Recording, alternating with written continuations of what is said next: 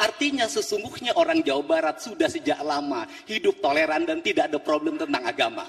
Yang menjadi problem adalah adanya kekuatan politik yang seringkali mengkapitalisasi isu agama menjadi bagian dari elektoral. Untuk itu, kalau ingin merukunkan orang Jawa Barat, saya katakan orang Jawa Barat itu toleran. Cuman orang Jawa Barat adalah tidak berani menghadapi orang yang intoleran. Pendapat nomor 1, 3, dan 4 adalah bersifat normatif yang itu. Tetapi seyogyanya tetap saja intoleransi kekerasan tetap berjalan. Data terkait intoleransi beragama di Jawa Barat menunjukkan adanya sejumlah insiden yang mencerminkan ketegangan antar umat beragama. Beberapa kasus yang mencuat dalam beberapa tahun terakhir melibatkan pembatasan pembangunan rumah ibadah bagi umat non-Muslim maupun Muslim serta kekerasan fisik dan verbal terhadap individu atau kelompok agama yang berbeda.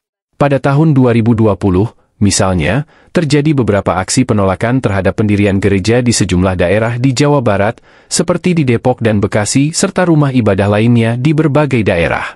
Bagaimana upaya para calon gubernur menyelesaikan hal tersebut? Jika mereka nanti terpilih jadi gubernur, mari kita simak pendapat mereka.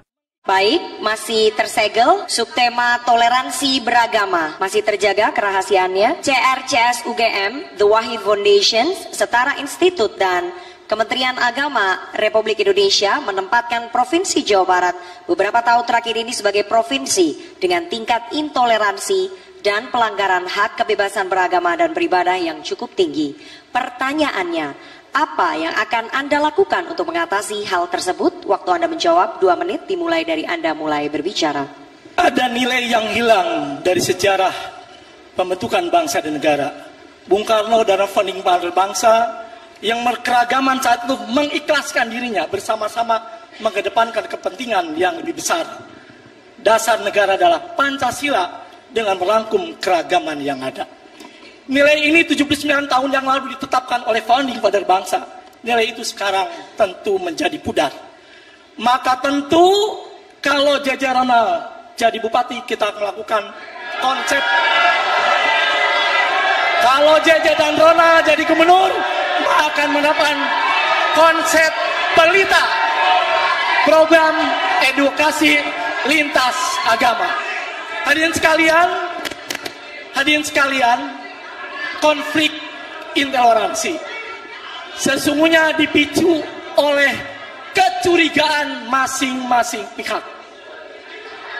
Konflik agama dipicu oleh sesuatu yang masing-masing curiga pada masing-masing agama.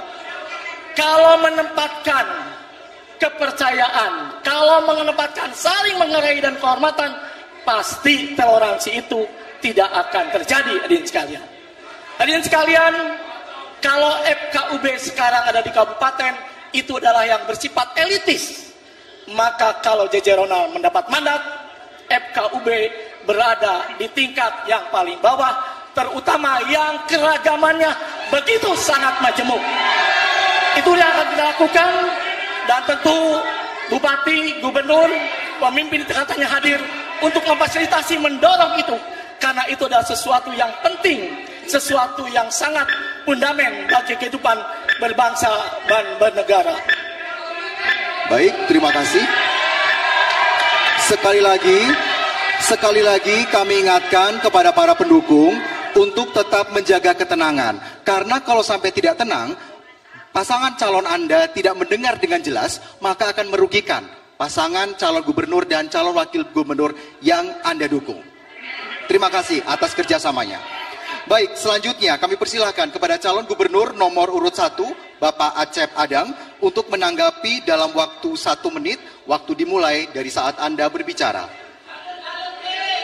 Terkait dengan masalah toleransi beragama, kita tentu akan mengajukan masalah kebijakan toleransi beragama, artinya memasukkan nilai-nilai toleransi di dalam semua kebijakan pemerintah, terutama yang berkaitan dengan pendidikan, ruang publik, dan pembangunan tempat-tempat rumah ibadah. Yang kedua, pendidikan toleransi di sekolah. Dibuatkan kurikulum yang terkait dengan masalah toleransi keberagaman. Yang ketiga adalah penguatan forum kerukunan umat beragama. yaitu memperkuat peran FKUB, yaitu di tingkat kabupaten kota dalam konflik dan promosi toleransi beragama. Kemudian yang terakhir adalah penegakan hukum untuk melindungi kebebasan beragama, yaitu di dalam rangka memastikan perlindungan hukum bagi kelompok agama minoritas, termasuk akses tempat ibadah dan layanan publik. Terima kasih. Selanjutnya kami persilakan Bapak Ahmad Saiku, calon gubernur nomor urut 3 menanggapi jawaban dari Cagup nomor urut 2. Waktu Anda 1 menit dimulai dari Anda berbicara. Menurut pandangan pasangan ASI, kami akan melakukan 3 hal. Yang pertama adalah kaitan beragama ini kita akan kembalikan kepada konstitusi. Konstitusi kita menjamin hak kehidupan beragama. Beragama adalah hak yang paling asasi, sehingga tidak bisa kemudian diintervensi. Yang kedua, kita tentu harus punya komitmen untuk mengikuti peraturan perundang-undangan. Kita harus ikut rule of law, aturan apa yang diberlakukan di negeri ini, dan kemudian melakukan law enforcement, penegakan hukum terhadap pelanggar-pelanggar yang mencederai hak-hak aturan perundang-undangan. Dan yang ketiga, kami mengusulkan adanya suasana kebersamaan lintas agama sejak dini, bukan pada hal-hal yang krusial, tapi hal yang lebih sederhana, menanam pohon bersama, kita bekerja bersama-sama, gotong royong bersama-sama, inilah yang akan membangun toleransi. Baik, terima kasih. Waktu Anda telah habis. Selanjutnya kami persilakan kepada calon gubernur nomor urut 4, Bapak Deddy Mulyadi, untuk menanggapi. Waktu Anda 1 menit dimulai saat Anda berbicara. Saat saya SD, guru PMP saya namanya Udensius Natet, dia beragama Katolik. Saya ditampar di sekolah, ketika pulang ke rumah saya ditampar lagi oleh orang tua saya. Artinya sesungguhnya orang Jawa Barat sudah sejak lama hidup toleran dan tidak ada problem tentang agama. Yang menjadi problem adalah adanya kekuatan politik yang seringkali mengkapitalisasi isu agama menjadi bagian dari elektoral. Untuk itu, kalau ingin merukunkan orang Jawa Barat, saya katakan orang Jawa Barat itu toleran. Cuman orang Jawa Barat adalah tidak berani menghadapi orang yang intoleran. Pelaku intoleran di Jawa Barat ada 2 komunitas. Satu kaum urban, yang kedua adalah kaum migran.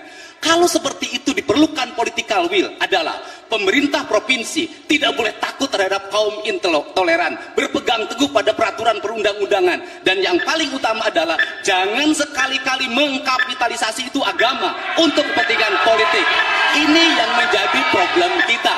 Insya Allah kita semua akan hidup rukun dan Cukup, damai. Bapak, waktunya habis. Selanjutnya kami berikan kesempatan kepada Bapak JJ Wiradinata, Cagup nomor urut 2, merespon tanggapan dari calon gubernur nomor 1, 3, dan 4. Waktu Anda 1 menit dimulai saat Anda berbicara. Pendapat nomor 1, pendapat nomor 2, pendapat nomor 4, pendapat nomor 1, 3, dan 4 adalah bersifat normatif yang itu. Tetapi seyogyanya tetap saja intoleransi kekerasan tetap berjalan dengan seperti yang kita saksikan yang disampaikan oleh panelis hadirin sekalian. Maka konsep kita adalah bagaimana kerukunan itu dibentuk di paling bawah. Di tempat-tempat yang keragaman itu luar biasa. Mungkin sudah di tingkat RW, mungkin di tingkat desa, dan mungkin di tingkat kabupaten. Hal-hal yang bersifat normatif yang disampaikan nomor 1, nomor 2 itu adalah yang biasa dan tidak memecahkan persoalan-persoalan yang ada hadirin sekalian. Oleh karena itu tentu kami mengusulkan, mari kita buat kebersamaan sampai di akar rumput hadirin sekalian. Isu intoleransi beragama di Jawa Barat tetap menjadi tantangan besar yang harus dihadapi oleh seluruh elemen masyarakat.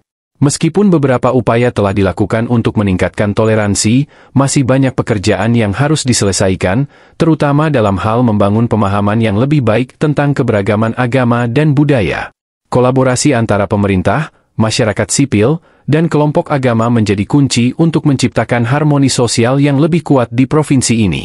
Melalui pendidikan yang inklusif, penegakan hukum yang adil, dan promosi nilai-nilai toleransi, diharapkan Jawa Barat dapat menjadi contoh bagi daerah lainnya di Indonesia dalam membangun kehidupan beragama yang damai dan saling menghormati.